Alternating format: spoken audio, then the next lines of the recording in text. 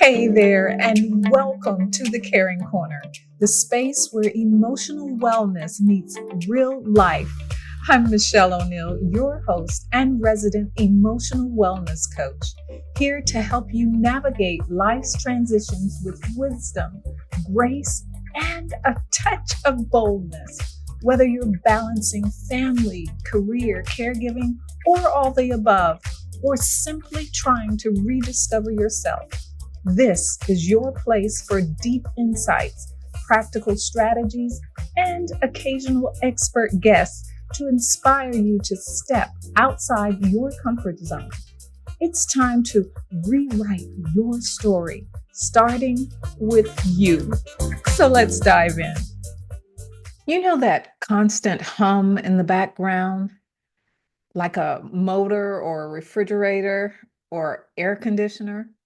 Well, I'm talking about that nagging hum in your life, the one that makes everything feel harder than it should.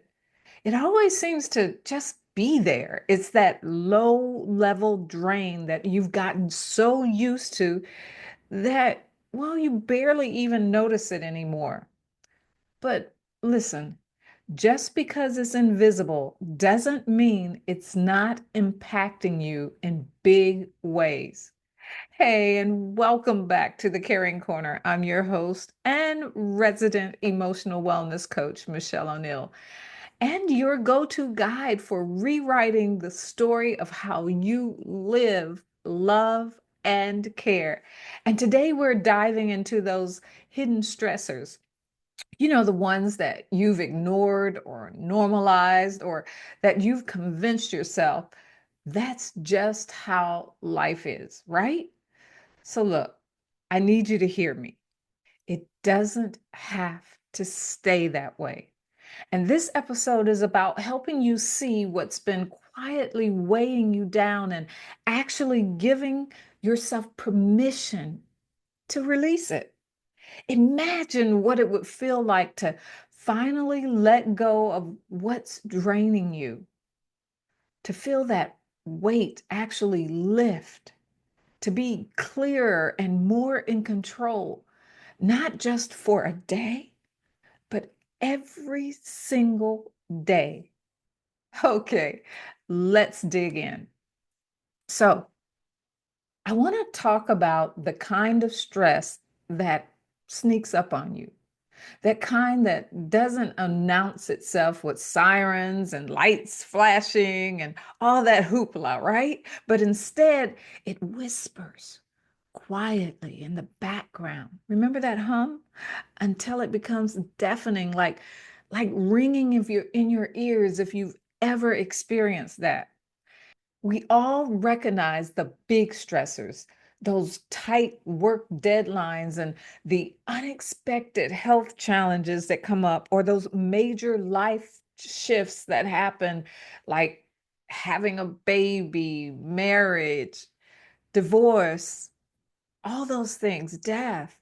Now, those are easy to name because they demand our attention right then and there. But it's not just that big stuff that drains us. It's the small, subtle things that we don't even realize that are weighing us down. It's the mental to do list that never shuts off. It's reminding you to schedule that doctor's appointment or follow up on that email and somehow figure out what's for dinner. It's what keeps you up at night or wakes you up in the morning, all the things that you think, oh, I have to remember to do this in the morning. I have to remember to do this, is laying down in night in your bed and not being able to fall asleep because you're trying to mentally think about everything you have to do tomorrow instead of getting up and writing it down. I've learned that one. But it's also when something pops in your mind in the middle of the night and you remember, oh, shoot, I have an appointment tomorrow. I have to remember that. And so all night, every few hours, you wake up because you're thinking, I got to remember that. That's the mental to-do list that I'm talking about that never shuts off.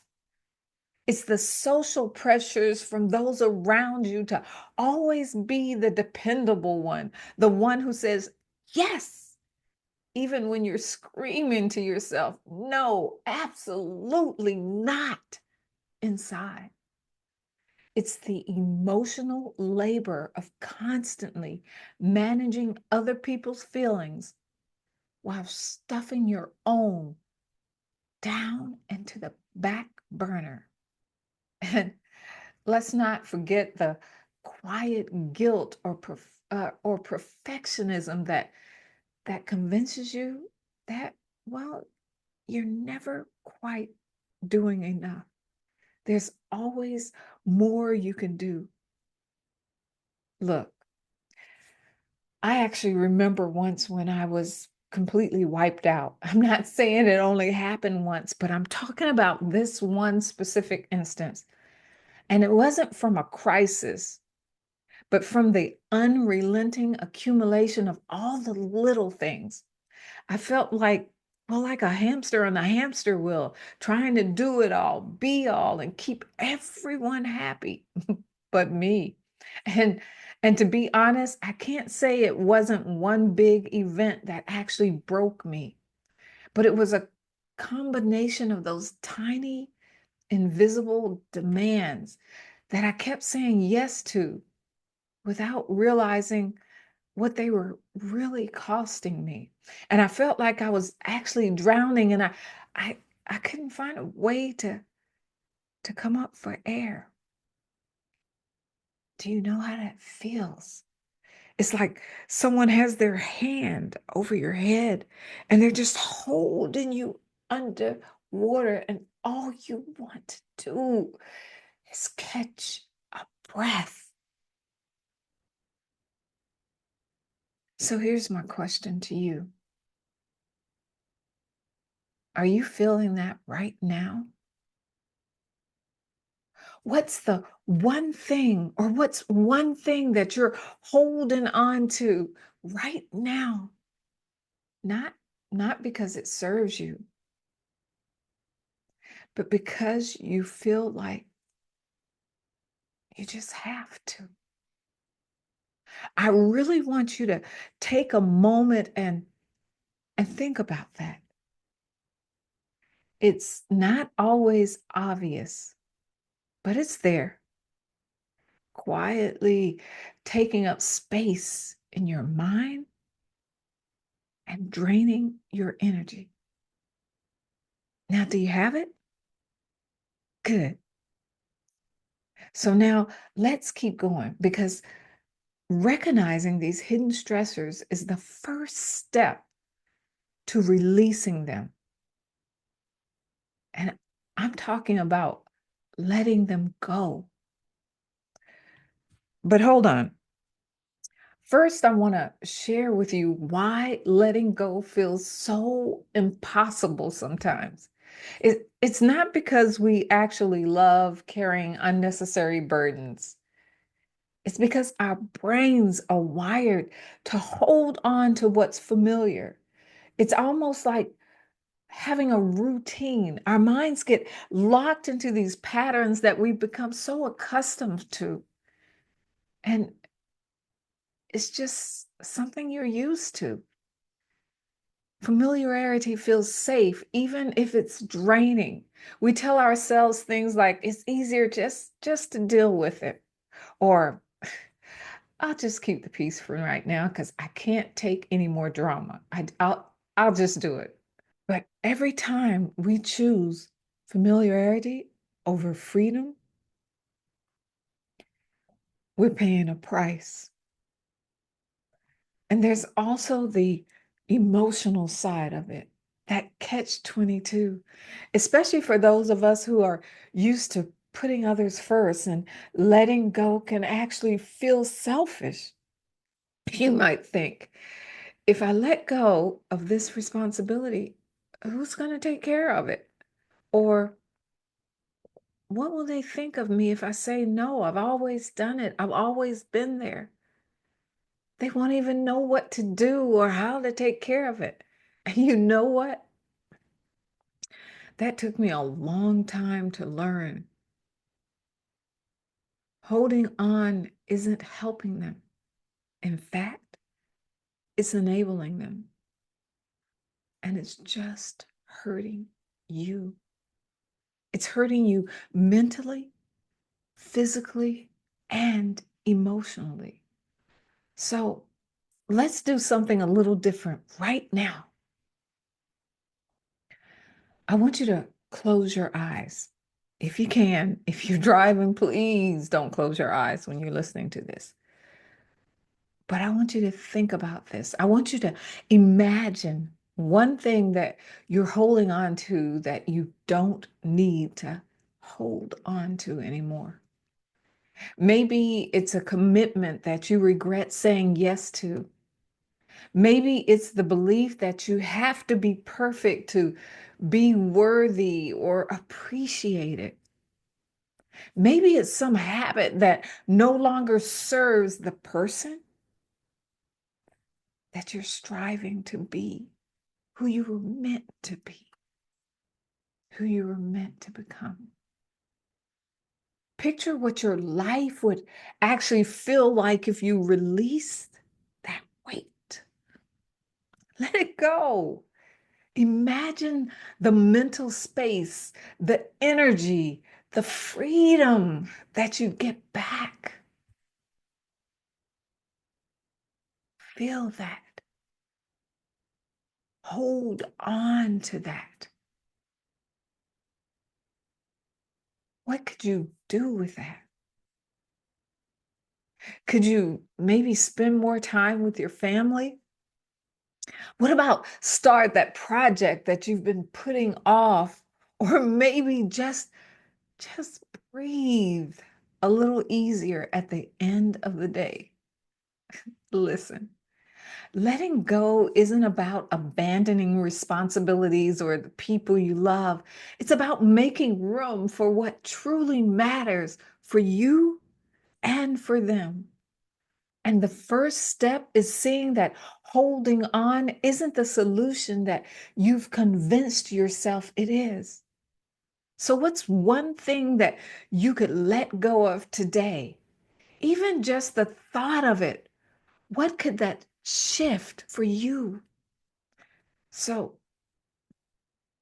let me say something loud and clear that many of us we need to hear. And I'm talking, even me, we need to hear this a lot. You don't need anyone else's permission to let go of what's no longer serving you. Did you hear that? I want to say it again. You don't need anyone else's permission to let go of what's no longer serving you. That permission slip you're waiting for? Write it yourself. Now, I'm not saying you have to turn your world upside down overnight, but I want you to pause here just for a minute and write that down. I mean, really, write it down. I don't need anyone else's permission. I'm giving myself permission to let go of what's not serving me and sign it.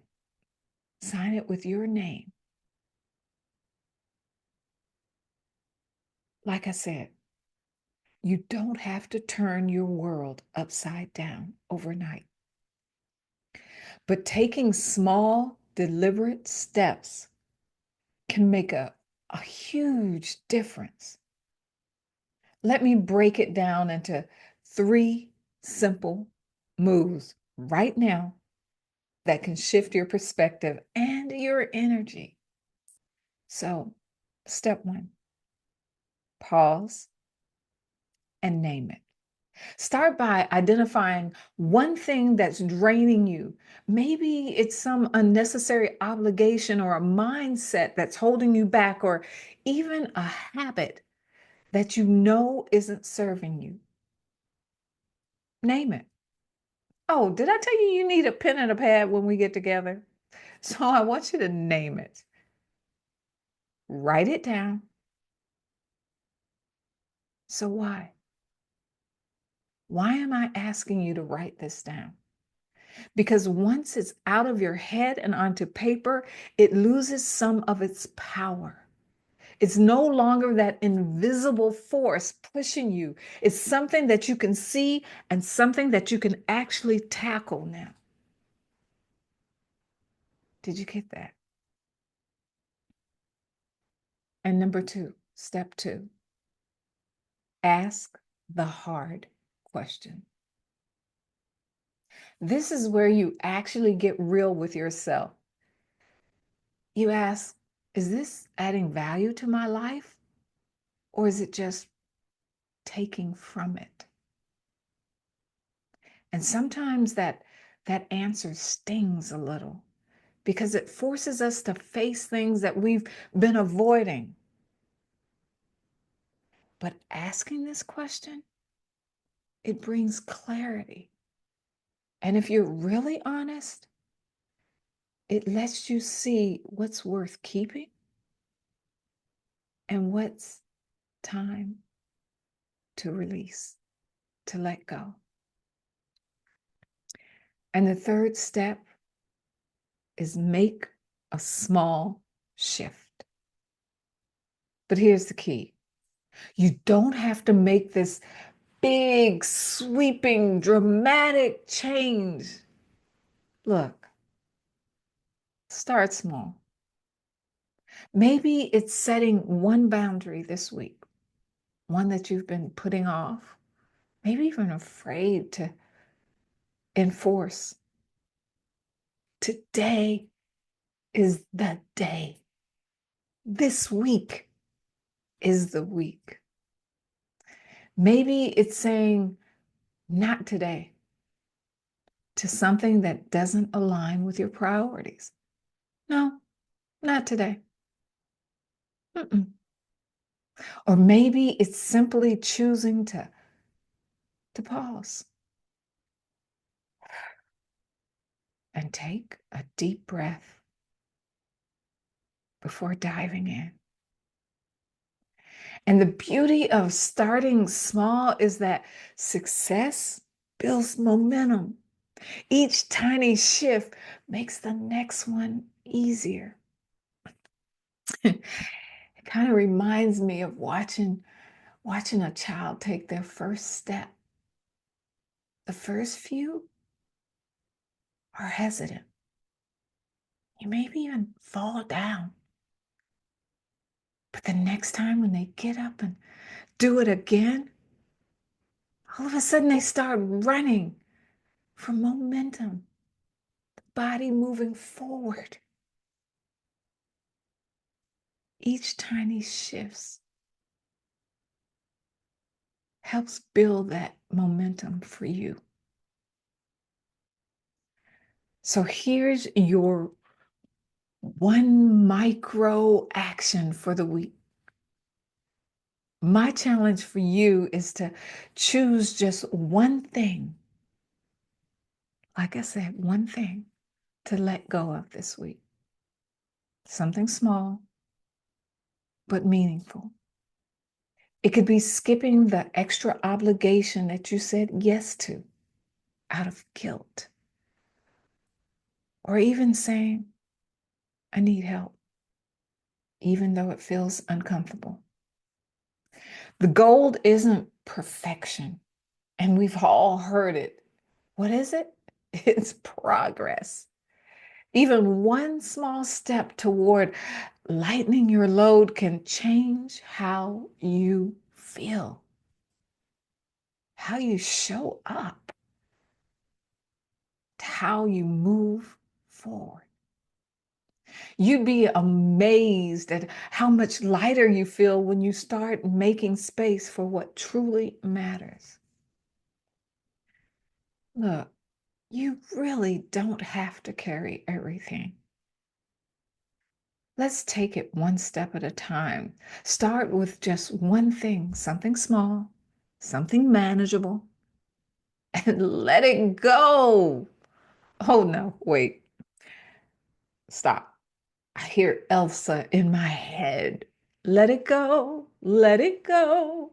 No, but really, the space you create might feel strange at first, but trust me, it's the foundation for something new,